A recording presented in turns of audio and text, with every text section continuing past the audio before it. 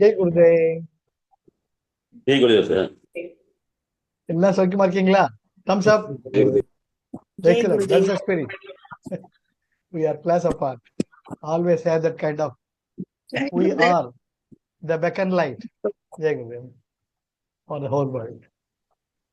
இப்ப நாம நாலேஜ் பார்த்துக்கு வரோம்.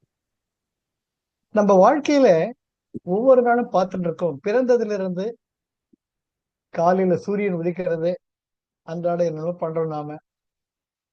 சாயங்காலம் மறுபடியும் ராத்திரி யாராவது தூங்கிடும். இப்படியே ஒரு சுழற்சியில போயிட்டு இருக்கோம். நம்ம யோசிச்சு பார்த்தோம்னா நம்ம ஹாப்பினஸ் ப்ரோக்ராம்லேயே அது ப்ராசஸ் இப்ப இருக்கு. இப்ப வந்து அது அவ்வளவு அவசர கதியில போயிட்டு இருக்கிறதுனால முடிய மாட்டேங்குது. Go back to your there. when will you be happy? what do you need to be happy சொல்றச்ச குழந்தை பருவத்துக்கு போங்கன்னு நான் எப்பவுமே கேட்பேன். முதல் முறை உங்களுக்கு எது போய்கிட்டே இருந்தீங்கன்னா what are the traces of the memory you have? சந்தோஷமான காலங்கள் எப்படிலாம் சின்ன குழந்தை அப்ப இருந்தான். அப்படி பார்த்தோம்னா அன்று தொடங்கி இன்று வரைக்கும் வாழ்க்கை போய்கிட்டே இருக்கு. பல அனுபவங்கள் நமக்கு ஏற்படுது. சந்தோஷம் வருது, துக்கம் வருது, எல்லாமே கலந்து வருது. எந்த ஒரு நிகழ்ச்சி நம்முடைய வாழ்க்கையில் ஏற்பட்டாலும் அதனுடைய உணர்வு பூர்வமான பாதிப்பு தவிர்க்க முடியாதது. ஏன்னா உணர்வுகளால் நாம் ஆக்கப்பட்டு இருக்கிறோம். Love is not an emotion. Love is our very fibre of the being. அதனால எந்த ஒரு நிகழ்ச்சியுமே நமக்கு ஒரு பாதிப்பை ஏற்படுத்துது. அப்போ பாதிப்பை ஏற்படுத்தாம நானாக இருக்க முடியாதா? அந்த கேள்வி வரணும். பாதிப்பு இருக்கு. சந்தோஷம் வரைச்சு சந்தோஷப்படுறோம். யாருக்காச்சும் உடம்பு சரியில்லாம ஹாஸ்பிட்டல் அட்மிட் ஆனா வருத்தப்படுறோம். அதுவும் பார்த்ததுக்கு பல பேரோட கவுன்சிலிங் பண்றதுனால ஐசியூல அவங்க சொந்த அம்மாவோ அப்பாவோ இருப்பாங்க. இவங்க ஐசியூல எட்டி கூட பார்க்க முடியாது. வெளியே புலம்பிக்கிட்டு இருப்பாங்க. வீட்டுக்கு போக முடியாது, அன்றாட டியூட்டி பார்க்கவும் முடியாது, தவிப்பிலேயே இருப்பாங்க. அது எப்பேற்பட்ட கொடுமை. பிராக்டிகலா பார்த்துட்டு இருக்கு. ஐசியூ அது ஒண்ணு இன்டென்சிவ் கேர் யூனிட். அது அது அது அது அதை விட மேல கூட நிறைய இன்டென்சிவ் கேர் யூனிட்லாம் இருக்கு. அப்போ நீங்க உள்ளேயும் போக முடியாது, உள்ளே என்ன நடக்குதுன்னு தெரியவும் தெரியாது. உங்க அப்பா கையை பிடிச்சிட்டு ஒரு தைரியம் சொல்லவும் வாய்ப்பு இல்லாம இருக்கு. அது எப்பேற்பட்ட ஒரு கொடுமை. இதுதான் இப்ப பார்த்தோம்னா திருப்பி திருப்பி திருப்பி வாழ்க்கையில இதுல இருந்து தப்பிச்சுக்கவே முடியாது. ஒரு கடல்ல ஒரு மீனவன் வலைய வீசினான அந்த மீன் வலைக்குள்ள மாட்டிக்குது. ஆனா அது நினைச்சிட்டு இருக்கு நம்ம ஃப்ரீயா இருக்கோம்னு. Please come with me, come with me. எப்போ அந்த மீனவன் அதை பிடிச்சி இழுக்கிறானோ, தண்ணி எல்லாம் கொஞ்சம் கொஞ்சமா குறையிறதோ அப்போதான் தவிப்பாருது. அடடா நம்ம மாட்டிக்கிட்டு இருக்கண்டா. கடைசியில இந்த மீனம் மேல தூக்கிறச்சு இது துடி துடி. அது போல நம்ம அன்றாட வாழ்க்கையில வாழ்ந்துட்டு இருக்கோம். அந்த உணர்வு பூர்வமான பாதிப்புகள் உங்களுக்கு ஏற்படுச்சு, எனக்கு ஏற்படுறச்சதான் நம்ம வலையில மாட்டிக்கிட்டு இருக்கிறது தெரியுது. அடடா என்ன நடக்க தெரியலையே. அது என்ன ஆறுது? அந்த நிகழ்ச்சி போன அப்புறமா மறுபடியும் நம்ம அந்த நம்முடைய சுழற்சியில போயிட்டு இருக்கோம். அதுதான் நமக்கும் ஞானிகளுக்கும் உள்ள வித்தியாசம். நாமளும் ஞானிகள் தான். அதை பார்த்து போய்கிட்டு இருக்கோம். அதை பார்த்து ஒவ்வொரு ஸ்டெப்பா தான் போயிட்டு இருக்கோம். அப்ப இதுக்கு நிரந்தரமான தீர்வு எது என்றப்ப ரமண பகவான் ரொம்ப அழகா சொல்ற, வினைகள் தொடர்பு என்ன ஏற்படும். பிறர்க்கென்ன முற்பகல் செய்யும், தமக்கென்ன பிற்பகல் தானே விளையும். நம்ம நினைச்சுக்கிட்டு இருக்கோம் நம்ம தான் ராஜா, இன்னைக்கு ஒன்றும் செய்ய முடியாது. பார்த்துட்டு இருக்குல்ல அன்றாட பேப்பர்ல செய்தித்தாள்கள்ல பார்த்துக்கிட்டு இருக்கோம். அடிச்சே ஒருத்தனை கொள்றாங்கன்னு அது நினைச்சாவது பார்க்க முடியும், கற்பனையில கூட பார்க்க முடியும். அதை படிச்சப்ப என் கண்களை தண்ணி வந்துட்டு இருக்கும். நம்ம எல்லாம் எந்த உலகத்தில் இருக்கும்? ஒரு மிருகம் தன்னுடைய பசிக்காகத்தான் ஒரு உயிரை வதைக்குது. அது நிறைய பார்க்கல நீங்க. ஒரு சிங்கம் வந்து ஒரு புலிக்குட்டி தவிச்சிட்டு இருக்கு, தண்ணியில் இருக்கு. அந்த சிங்கம் போய் அந்த புலிக்குட்டியை தண்ணியிலிருந்து வெளியே கொண்டு வந்து அதை தடவி விட்டு அது தத்தக்கா பத்தக்கா நடந்து போறது. ஏன் மற்ற உயிர்களை கொல்லக்கூடிய அந்த சிங்கமானது ஏன் அந்த கொல்லல? ஏனென்றால் ஒவ்வொன்றுத்துக்குள்ளேயுமே அந்த தெய்வீகம்ங்கிறது இருக்கு. 84 லட்சம் யோனிகளை கடந்து வந்திருக்காங்க நாம. அப்போ மனிதனா பிறந்த நாம நமக்கு கிண்ண வலிக்குதே, ஒருத்தரை போட்டு அடிச்சு சாகுமே, அது அது கற்பனையில கூட பார்க்க முடியும். ஆனா நடக்குது. இது நமக்கு அதனால உணர்வுகள் பாதிக்காம இருக்க முடியுமா? நானும் தினக்கிரியா பண்றேன், யோகா பண்றேன், மெடிடேஷன் பண்றேன், பிரார்த்தனை பண்ணிட்டே இருக்கேன். இந்த உலகத்துல இவ்வளவுதான்னுட்டு அம்பாளை கும்பிட்டு இருக்கேன், பாதிக்கப்படாம இருக்கேன். ஆனா இது போல நிகழ்ச்சிகள் பாக்குறப்ப கண்ணு மூடிட்டு போக முடியல.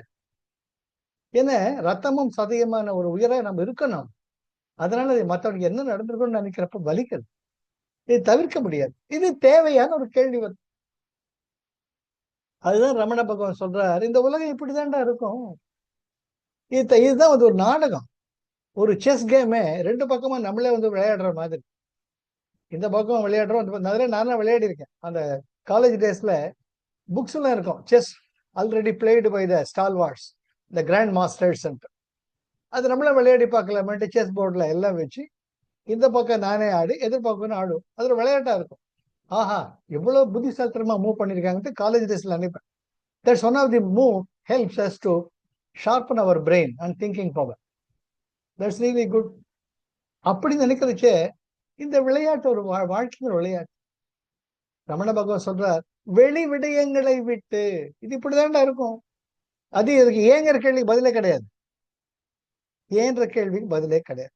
நம்ம உடம்பையே எடுத்துக்கலாம். எங்கேயோ போயிட்டு வர்றோம், அசதியா இருக்கு, தூங்குறோம், அடிச்சு போட்ட மாதிரி தூங்குறோம், தூங்கிடலாம்.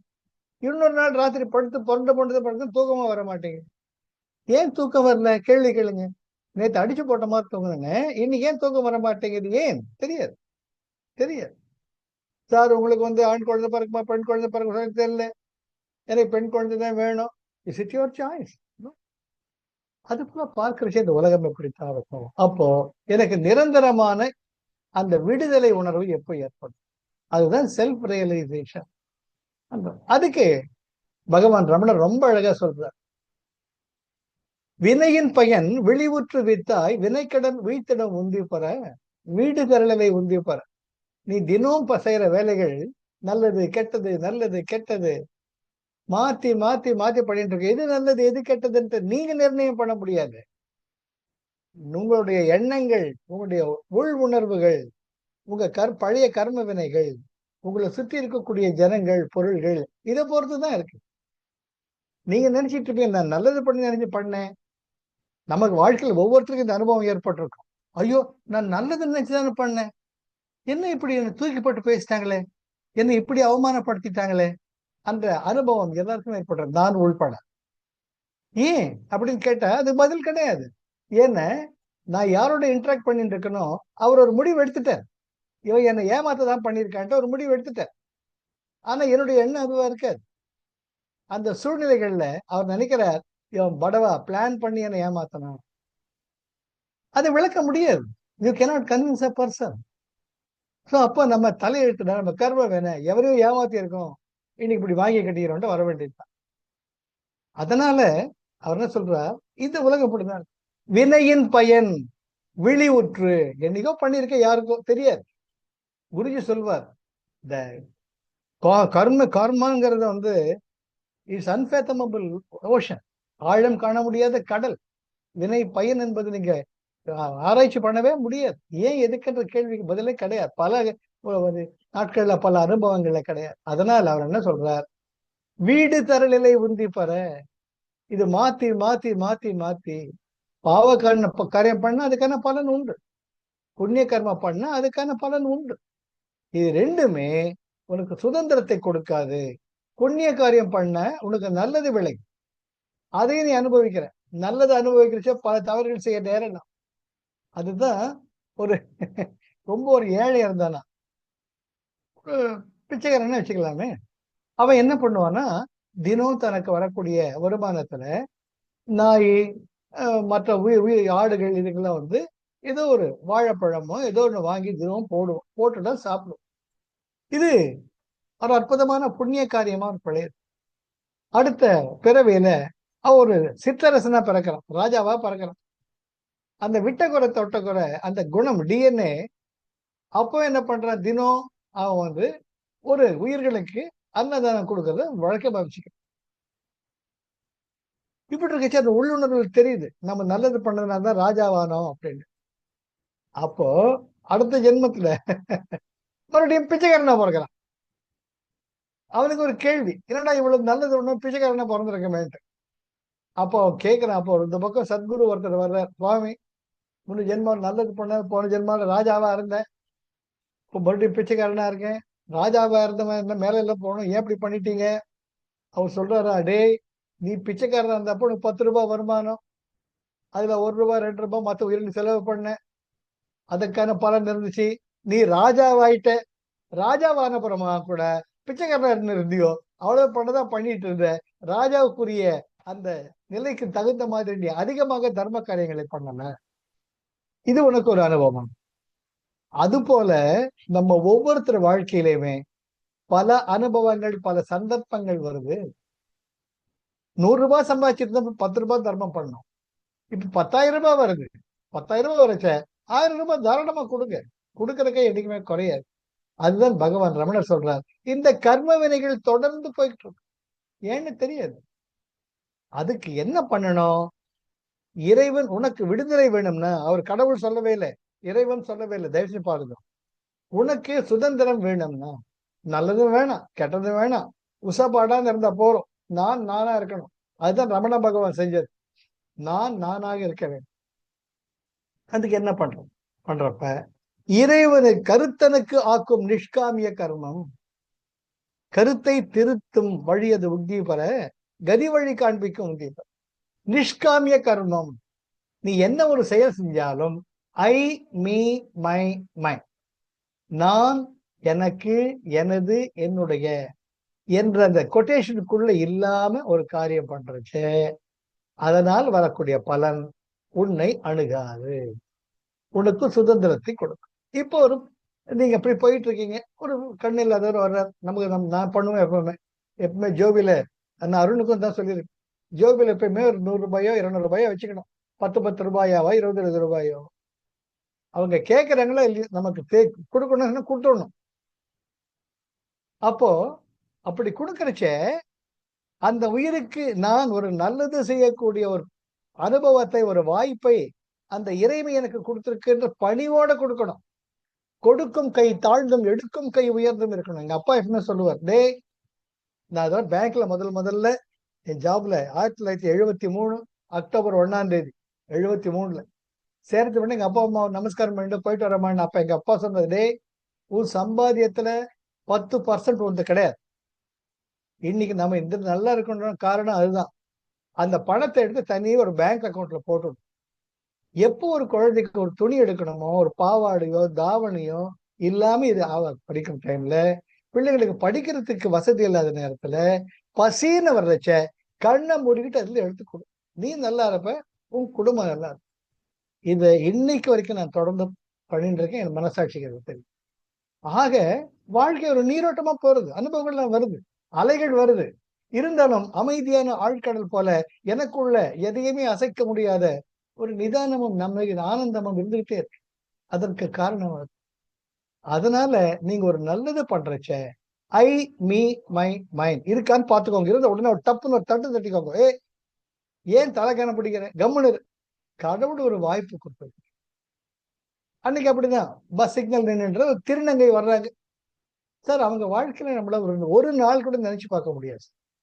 ஒரு நாள் கூட நினைச்சு பார்க்க 1008 வச்சனம் பேசலாம். அரசாங்கம் இது பண்ணிக்கிட்டு இருக்கு, அது பண்ணிக்கிட்டு இருக்கு. என்ன பெரம்பூர்ல இது போல இருக்கக்கூடிய ஒரு சமுதாயத்துல, சொசைட்டில நான் அடிக்கடி போய் உரை நிகழ்த்து, இது போல தியானம் பேசு. அந்த திருநங்கைகள்ல அவங்க வாழ்க்கை சொல்றப்ப எனக்கு தெரியல. நான் அவங்கள கேட்டேன், என்னம்மா உங்களை உங்க தம்பின்னு கூப்பிடணுமா தங்கைன்னு கூப்பிடணுமா? இல்ல சார், எங்களை எல்லாருமே பெண்களை ஐடென்டிஃபை பண்ணுவாங்க, நீங்க அம்மானு கூப்பிடுங்க, அக்கான்னு கூப்பிடுங்க, நீங்க வெளிப்படையா கேட்டது ரொம்ப நல்லது, சந்தோஷமா இருக்குங்க, நான் நிச்சயமா உங்களுக்கு துணையா இருப்பேன் அப்படின்னுட்டு அவங்களுக்கு போறேன். சார், அங்க 50% மோர் than that they are affected by the HIV நோயில இருக்காங்க. அவங்க தினம் ஒரு மாத்திரை, ஒரு மாசத்துக்கு அவளுக்கு 1200 ரூபாய்க்கு மருந்து வாங்கணும். எது? Government hospital. அவங்க சொல்றாங்க கவர்மெண்ட் ஹாஸ்பிட்டல் போறேன் சார், அவங்க பாதி மருந்து இல்லைன்னு நினைச்சிடுறாங்க. நாங்க என்ன சார் பண்றது? இதனால ரேன்பேக்ஸின்னு ஒரு பார்மசிட்டிக்கல் கம்பெனி இருக்கு, அவங்களோட நான் பேசி எதில் ஹெல்ப் பண்ண முடியுமான்னு கேட்டு அன்னைக்கு ஒரு மீட்டிங் ஆர்கனைஸ் பண்ணி, சார் 50% கவர்மெண்ட் எது இல்லைன்னு சொல்றோமோ அதை நாங்க எடுத்துக்கிறோம். நாங்க இது பெரிய சாதனைன்னு குருஜி கொடுத்த ஒரு வாய்ப்பு எனக்கு. இனிமேல கவர்மெண்ட் ஹாஸ்பிட்டல் என்ன மருந்து இல்லைங்கிறாங்களோ அதை நாங்க ஃப்ரீயா தரோம். அன்னைக்கு ரொம்ப ரொம்ப சந்தோஷப்பட்டேன் என் வாழ்க்கையில். அவங்க கையெடுத்து கூப்பிட்டாங்க. அந்த சின்ன குழந்தை சார், 8 வயசு குழந்தை, 4 வயசு குழந்தை, அதுக்கு எய்ட்ஸ் நினைச்சா கற்பனை பண்ணி பார்க்க முடியல. நம்ம குழந்தைக்கு வந்து நம்ம சும்மா இருக்கணும், மனசு கருக வேண்டும், மனம் உருக வேண்டும். அப்பேற்பட்ட வாழ்க்கையில் இருக்கிறவங்க இன்னைக்கும் இருக்காங்க. அப்போ யாராச்சும் அந்த திருநங்கை வந்து கையேந்திரச்ச நம்ம முதல்ல மனசு அப்படியே குழன்னு ஆயிடும். ஜோபியில 20 ரூபாய் இருக்கு, 50 ரூபாய் இருக்கு, எடுத்துக்கோங்க அண்ணா, ரொம்ப நன்றி அண்ணா. இல்லம்மா, நன்றி சொல்லாத, நீ நல்ல வந்துட்டே. எனக்குள்ள ஏதோ ஒரு குரல், நீ நல்லது செய்தா என்று பாராட்டு. அதுதாங்க வாழ்க்கை, வேற எதுவுமே கிடையாதுங்க. நீங்க கோயில் கூட போக வேண்டாங்க, உங்களுக்குள்ள இருக்கக்கூடிய உங்க மனசாட்சி உங்களை பாராட்டணும். அதுக்கு ஐ மீ மை மைண்ட்லாம் பார்க்கணும். கடவுள் கொடுத்த வாய்ப்பு நினைச்சிட்டு பண்ணுங்க. நல்லதுமா, எடுத்துக்கோ, இன்னைக்கு 50 ரூபாய் கொடுத்துருக்க, வச்சுக்கோ, அப்படி நினைச்சுக்கின்னு அதற்கான புண்ணிய பலன் வரும். அதுக்காக நீங்க ஒரு பிறவி எடுக்க வேண்டும். அதனால்தான் பகவான் ரமணார் சொல்றார், கர்த்தனுக்கு ஆக்கும் நிஷ்காமிய கர்மம். கர்த்தனுக்கு ஆக்கும் நிஷ்காமிய கர்மம் கருத்தை திருத்தி, உங்களுடைய எண்ணங்களை திருத்தி அஃது உந்தி பெற, கதி வழி காண்பிக்க உந்தி பெற. நீ நாளைக்கு சுதந்திரமா இருக்கிறதுக்கு, விடுதலை பெற்று நல்லது வேணாம் கெட்டது வேணாம், நானா இருக்கிறேன் என்ற ஒரு நிலையை அடையறதுக்கு இதுதான் வழின்ட்டு ரொம்ப அழகா சொல்றார். புத்தர் பெருமானுக்கு அந்த போதி மரத்துக்கு கீழே ஞானம் வந்துடும். நிறைய பேருக்கு போதி மரம்னா என்னன்னு தெரியாது. போதி மரம் தான் அரச மரம், பீப்பிள் ட்ரீ. நல்லா ஞாபகம் வச்சுக்கோங்க. அரச மரம் பிள்ளையார் நிறைய இடங்கள் இருக்கும். அரச மரத்தடி பிள்ளையார்னு சொல்லுவாங்க. நம்ம பெரியவங்க செஞ்ச ஒவ்வொன்றுக்கும் ஒரு காரணம் இருக்கும். ஏனென்றால் அரச மரம் ஒன்றுதான் 24 மணி நேரமும் பிராணவாயு கொடுக்கக்கூடியது. மற்ற மரங்கள் எல்லாம் வெளிச்சத்தில் பிராணவாயு எடுத்துட்டு கார்பன் டை ஆக்சைடு தான் வரும். ராத்திரியில கார்பன் டை ஆக்சைடு வரும், காலையில் தான் உங்களுக்கு பிராணவாயு கிடைக்கும். ராத்திரில கிராமத்துல பார்த்தவன் புளிய மரத்துக்கு எடுத்து, சார் ராத்திரி அவனை பிசாசு அடிச்சு சாருமாங்க, மயக்கமாக. அப்புறம் தான் காலையில், என்னடா இது புளிய மரத்துக்குள்ள காலையில் நான் தான் உட்கார்ந்து இருக்கேன், ராத்திரி தூங்கினா பிசாசு இந்த மரத்துல இருக்குமா என்ன கேட்டப்ப அப்புறம் தெரியுது, நைட்ல அது கார்பன் டை ஆக்சைடு பண்ணிட்டு இருக்கு. நீங்க பிராணவாயை சுவாசிக்காம கார்பன் டை ஆக்சைடு சுவாசிட்டு இருந்தா காலையில மயக்கம் தான் இருக்கும், அச்சு போட்ட மாதிரி உடம்பெல்லாம் வலிக்கும். இதெல்லாம் கண்கூடு. அதனால அரச மரத்துக்கு கீழே தான் பிள்ளையார் இருப்பார். அதுக்கு ஒரு காரணம் இருக்கு. மூலாதார சக்தி கொடுக்கக்கூடியது. வானுரையா ஓங்கி மண்ணில் ஆழமாக இருக்கக்கூடியதுல வந்து geomagnetism will be align. அழகா இருக்கும் அந்த புவியீர்ப்பு சக்தி, அந்த புவியீர்ப்பு காந்த விசை, அது கீழே நம்ம இருக்கிற சந்தோஷமா. அது போல புத்தர் பெருமானுக்கு ஞானம் வந்துடும். அவர் ஒரே சந்தோஷம், ஒரு விடுதலை உணர்வுல ஒரு மெய்மறந்த ஒரு அழகான ஞான விளக்காக ஜொலிக்கிறார். அப்ப எல்லாரும் தேவர்கள்லாம் வந்து அவர் ஏதாச்சும் பேச மாட்டாரா அப்படின்னு காத்துட்டு இருக்காங்க. அந்த ஊர் ஜனங்கள்லாம் வந்துடுறாங்க. அப்போ புத்தர் பெருமானை நோக்கி ஒருத்தர் கேட்கிற, சுவாமி ஏதாச்சும் சொல்லுங்க. என்னுடைய அனுபவத்தை வார்த்தைகளால் சொல்ல முடியாது, சொன்னால் அது உங்களால் புரிந்து கொள்ள முடியாது. என் அனுபவத்தை சொல்ல வார்த்தைகள் கிடையாது, அதை நீங்கள் தான் உணர வேண்டும். உணர்வதற்கான வழி நான் சொல்ல முடியும். அந்த உணர்வு எப்படி இருக்கும் என்பதை என்னால் வார்த்தைகளால் சொல்ல முடியாது, நீங்கள் தான் அனுபவி. நான் சொன்னால் உங்களுக்கு புரியாது, சொல்ல வார்த்தைகளும் என்னிடம் கிடையாது. இதுதான் புத்தர் பெருமான் சொல்றார். அதுதான் ரமண பகவான் சொல்றார், கர்த்தனுக்கு ஆக்கும் நிஷ்காமிய கர்மம் அஃது உந்தி பெற. என்ன கருத்தை திருத்தி அஃது உந்தி பெற. உங்கள் எண்ணங்கள்லாம் மாறும். நானுங்கிறப்ப ஈகோ எகிறோம். நான் தாங்க இந்த காலேஜ்ல 1 லட்சம் ரூபாய் டொனேஷன் கொடுத்தேன் பில்டிங் கன்ஸ்ட்ரக்ஷன்ங்கிறப்ப உள்ள மத போறோம். அந்த 1 லட்சம் ரூபாய் உங்களுக்கு யார் கொடுத்தாங்கன்னு உங்களுக்கு தெரியாது. ஏதோ ஒரு சக்தி உங்களுக்கு அது கொடுக்குது, எப்போ போகணும்னு தெரியாது. அதனால நான் எனக்கு என்னுடைய இல்லாம பண்ண நமக்குள்ள ஒரு தெளிவு தானா வரும். அது கதி வழி காண்பிக்கும். அப்ப நாமளா இருக்கிறதுக்கு ஒரு அற்புதமான வழியை காட்டுறது வாழ்க்கையில் கண்கூடு. அதை நோக்கி போனோம்னா தான் நாம சுதந்திரமா இருக்கும். எல்லோருமே நம்ம மத்த வருட பேசுறச்ச இந்த டாபிக் பேசுங்க. இன்னைக்கு நம்ம பேசுன டாபிக்க நான் எப்போ ஒரு வாரம் எடுத்துக்கோங்க. அடுத்த முறை நம்ம சந்திக்கிற வரைக்கும் இதை சுத்தியே உங்கள் எண்ணங்கள் போகும். எப்படி இந்த கர்ம சிக்கலில் இருந்து வெளிப்படும். இடியாப்ப சிக்கல் சொல்லுவாங்க, இடியாப்ப சிக்கல் முடியாது, உங்களால அந்த முடிச்சு அவுக்கவே முடியாது. அதற்கு கதி வழி காண்பிக்கின்றப்ப எல்லாருக்கும் நல்லது பண்ணும். உங்க பேசுற பேச்சு நல்லது பண்ணுப்பா, நல்லது பேசுப்பா, நல்லதான் நினைப்பா, அவ்வளவுதான். Love all, serve all, help ever, hurt never, finish. Sathya Sai Baba தம்புருள் கொடுத்துட்டு போயிட்டார். அது போல இது உங்களுக்குள்ள அப்படியே ஓடிக்கிட்டே இருக்கட்டும். இல்லாக்காட்டி இந்த சினிமா ஓடிக்கிட்டே இருக்கு. அந்த காலத்துல ப்ளூ டைமண்ட் ஒரு தியேட்டர் இருக்கும், சஃபேர் தியேட்டர். ப்ளூ டைமண்ட் தியேட்டர்ல 24 மணி நேரம் போயிட்டே இருக்கும் அதே படம். நீங்க எத்தனை வரும்னு உட்காந்து பார்த்துட்டு இருக்கலாம். அது போல நம்ம வாழ்க்கையில நம்ம ப்ளூ டைமண்ட் தியேட்டர் ஆயிடும். நம்ம சுதந்திரம் கருதாக ஒரு நிலையில என்றைக்குமே ஒரு சலிப்பு ஏற்படும். என்னடா வாழ்க்கை.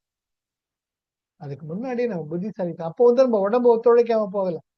ஏன்னா பல பேரோட நான் இன்டராக்ட் பண்ணிட்டு இருக்கேன். சார் என்னதான் சார் வழி, அதுதான் நான் சொல்லுவேன். காலம் கடந்தது தப்பு இல்லை, அது ஒரு அனுபவம். சாகர காலத்துல சங்கரா சங்கரான்னு சொல்லி என்ன பிரயோஜனம். நம்ம உடம்பும் மனசும் திடமா இருக்கிறச்சியே நமக்கான வழியை கண்டுபிடிக்கும். மற்றவங்கள பாருங்க, யார் நிம்மதியா இருக்காங்க, யார் சந்தோஷமா. நான் தினம் இன்டராக்ட் பண்ண, ஒவ்வொருத்தரையும் இன்டராக்ட் பண்ணுறேன். ஒண்ணுமே இல்லை சார், ஒரு பையில ஒரு 4 ஆரஞ்சு 4-5 பிஸ்கட் பேக்கெட்டு இதெல்லாம் நான் பண்ணுவேன். ஒரு பை என்கிட்ட எப்பவுமே இருக்கும் பைக்ல. அது ஒரு 5 பிஸ்கட் பேக்கெட் இருக்கும், 5 அமுல் பட்டர் மில்க் இருக்கும், இல்லாட்டி 2-3 ஆரஞ்சு பழம் இருக்கும். போயிட்டே இருக்கும். ஒருத்தர் வேகாத வெயில வண்டி தள்ளிக்கிட்டு காய் வைத்து போயிட்டு இருக்கோம். டக்குன்னு வண்டியை நிறுத்துங்க, ஒரு ஆப்பிள் கொடுங்க, இல்ல கட்டி ஒரு அமுல் பட்டர் மில்க் கொடுங்க. உங்களுக்கு தாங்க, எனக்கு எதுக்கு சார். என்னங்க வேகாத வெயில தள்ளிட்டு போறீங்க சார், நீங்க தான் சார் இப்படி சொல்றீங்க. அந்த சொல்றச்சியே உங்களுக்குள்ள என்னவோ நிகழும், அவருக்குள்ள ஏதோ நிகழும். அதுதாங்க கடவுள், அதுதாங்க இறைமை, நம்ம தாங்க கடவுள். சார் ரொம்ப நன்றி சார். நன்றி சொல்ல வேண்டாங்க, முதல்ல குடிங்க, பாத்துக்கோங்க, ரொம்ப வெயிலா இருக்கு. அவ்வளவுதாங்க வாழ்க்கை, அவ்வளவுதான். போயிட்டே இருங்க. ஒரு நாய் நாக்கு தொகை போட்டுட்டு ஓட முடியாம ஒரு மரத்துகள் இருக்கும், அதுக்கும் தாகம் இருக்கும். உடனே ஒரு பிஸ்கட் பாக்கெட் கொடுங்க, அந்த மோரையோ இல்லாட்டி தண்ணியோ பக்கத்துல ஊத்துங்க, நிலத்திலேயே ஊத்துங்க. நீங்க பாருங்க அந்த ரியாக்ஷன், உங்களை அதை பார்க்கும். உங்க கண்கள் அந்த கண்களை பார்க்கும். அதுக்குள்ள நன்றி உணர்வு தெரியும். அதுதான் தெய்வம். அது போல 800 யாவும் இறையுருவாம் என எண்ணி வழிபடல் உந்தி பெற ஈசன் நல் பூஜனை உந்தி. Life is very simple. So வாய்ப்புக்கு நன்றி. அடுத்த வாரம் வர வரைக்கும் இந்த எண்ணமே நமக்குள்ள போயிட்டு இருக்கோம். இன்றையிலிருந்து நம்முடைய எண்ணங்கள், வார்த்தைகள், செயல்கள் ஐ மீ மை மைண்ட் இல்லாம இருக்குமான்னு செக் பண்ணிட்டே இருங்க. Self introspection. தடுமாறலாம், உங்களை குறைச்சி இட போடாதீங்க, அது மட்டும் முக்கியம். Never ever under estimate your self. உங்களுக்குள்ள ஒரு அனுபவம் எல்லாம் பாலிஷ் போடுறது, அவ்வளவுதான். அதுக்காக தான் வழி காட்டிட்டு இருக்கேன். செஞ்சு ஆகணும்னு கிடையவே கிடையாது. நம்ம கொஞ்சம் கொஞ்சமா அவ்வளவுதான். அதனால்தான் எப்பவுமே யோசிப்போம், வாழ்க்கை என்பது நம்ம முன்னேறணும், அவ்வளவுதான். திடுதுப்புன்னு ஆயிடாது. கொஞ்சமா அந்த பாலிஷ் பண்ணத்தான் நமக்குள்ள அந்த தெளிவு கிடைக்கும். அதற்கு அடிப்படை நம்முடைய உடல் ஆரோக்கியம். அதுக்கு நம்ம சுதர்ஷன கிரியா பண்ணிட்டே இருக்கணும். குரு சொன்னதான் Sadhana, satsang and save. Thank you Arun, thank you for the opportunity. Life is love, life is Joy, life is enthusiasm. உற்சாகமா பண்ணுங்க. போற போக்கில் நான் நல்ல வார்த்தை பேசிட்டு வாங்க. அண்ணா வணக்கம், சௌக்கியமா இருக்கீங்களா அண்ணன். அந்த லிஃப்ட் ஆபரேட்டர் அவர் கடமை மேல போறது கீழே வருது, மேல போறது கீழே வருது. அவர் டியூட்டி ஹவர்ஸ்ல நீங்க போறீங்க, குட் மார்னிங் சார், அவர் ஒரே ஆச்சரியம், குட் மார்னிங் அப்படிப்பாரு. லிஃப்ட் போன உடனே ரொம்ப நன்றிங்க, தேங்க்யூங்க, நன்றி சார். அப்போ ஏதோ ஒரு ஸ்பார்க் அவருக்குள்ள ஒரு சந்தோஷத்தை உருவாக்குறீங்க நீங்க. அதுதான் சார் கடவுள், வேற ஒண்ணு. நீங்க தான் கடவுள், வேற எங்கேயுமே. இந்த ஹாஸ்பிட்டல் எல்லாம் பார்க்கலாம், அப்போலோ ஹாஸ்பிட்டல் இதெல்லாம் அந்த டியூட்டியே மேல போவாரு கீழே வருவாரு, வேலை போவாரு கீழே வருவாரு, இதுதான் வேலை. இல்ல 2 திட்டு வேற. ஏன் உள்ள வரது முன்னாடி மூடிட்டாரு. நான் யோசிப்பேன், அவனும் மனுஷன் தானேங்க, அவனுக்கும் குடும்பம் இருக்கு, குழந்தைங்க இருக்காங்க, அதை மதிக்க வேண்டும். ரொம்ப நன்றிங்க சார், வாங்க சார். இல்லையா, ஒரு 20 ரூபாய் கொடுங்க, தப்பு இல்லை. எனக்கு எதுக்கு சார்? சார் காஃபி குடிங்க சார், 20 ரூபாய் காஃபி கிடைக்காது, 20 ரூபாய் வச்சுக்கோங்க. நான் ஏடிஎம் போய் வித்ட்ரா பண்றச்சே, இந்த மாதிரி பண்றச்சே சந்தோஷமா கொடுங்க. அவருக்கு ஒரு சின்ன மலர்ச்சியை உண்டாது. அவ்வளவுதாங்க அதுதாங்க உண்மையான கடவுள் பூஜை. வேற எதுவுமே கிடையாது. அதோட எந்த பூஜையும் இருக்குன்னு தப்புன்னு சொல்ல முடியாது. ஆனால் டைரக்ட் எக்ஸ்பீரியன்ஸ், அந்த கண்கள்ல அந்த நன்றி உணர்வை பார்க்கலாம், உங்களுக்குள்ள ஒரு சந்தோஷம் ஏற்படும். அப்போ நானுங்கிற மெதப்பு இல்லாம கடவுள் ஒரு உயிரில் சந்தோஷத்தை கொடுக்கக்கூடிய ஒரு வாய்ப்பை கொடுத்திருக்கிறார். அந்த அந்த இறைவனுக்கு நன்றி சொல்லுங்க. உங்களுக்கு அந்த விடுதலை உணர்வு தானாகும். ஜெய் குருதேவ். அடுத்த வாரம் பார்க்க. ஜெய் குருதேவ் சார். ஜெய் குருதேவ்.